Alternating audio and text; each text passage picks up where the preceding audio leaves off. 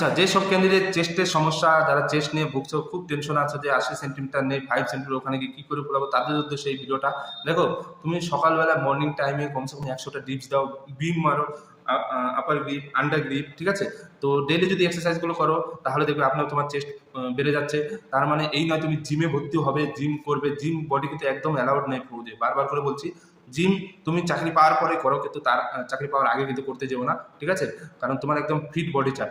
Gym body কিন্তু ওরা পছন্দ করে না, বারবার করে বলছি, মেডিকেল কিন্তু আনফিট করে দেবে। তো তোমাকে ডেইলি জিম করলে তোমার চেস্ট 80 সেন্টিমিটার হয়ে যাবে। তারপর তোমার 5 সেন্টিমিটার কি করে ফোলাবে, ডেইলি তোমাকে ব্রিথিং এক্সারসাইজগুলো করতে হবে।